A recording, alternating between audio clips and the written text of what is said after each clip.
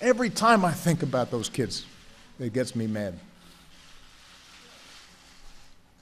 And by the way, it happens on the streets of Chicago every day. President Obama kicked off his last year in the White House by announcing executive actions on gun control. In bypassing Congress on the divisive issue, the president is following through on his promise to try and reduce gun violence before he leaves office.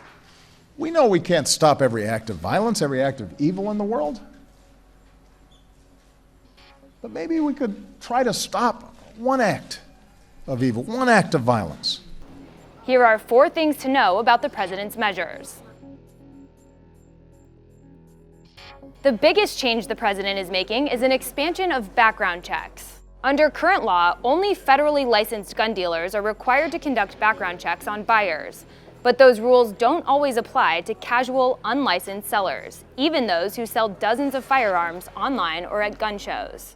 Some gun sellers have been operating under a different set of rules. A violent felon can buy the exact same weapon over the internet with no background check. To address the loophole, the president is broadening the definition of a gun dealer to include anyone, quote, in the business of selling guns.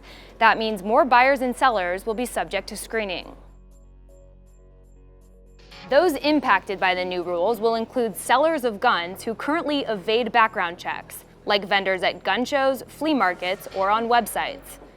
It's not where you do it, but what you do.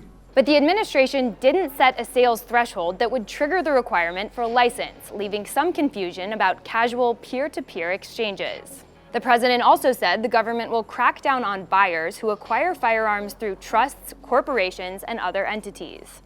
Currently, an estimated 90,000 people a year avoid background checks by making purchases through such channels. To implement his actions, the president is proposing to update screening procedures and hire 200 additional federal agents. We're going to hire more folks to process applications faster, and we're going to bring an outdated background check system into the 21st century. He's also seeking to enhance gun technology and boost spending on mental health care, something the GOP-controlled Congress would have to approve.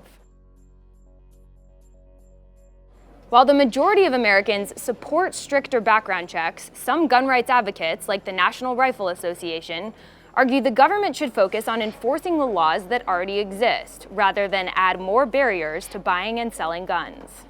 The NRA tweeted, "President Obama's executive orders will do nothing to improve public safety." Some gun rights activists also say the new rules will cause confusion among lawful buyers and sellers of guns.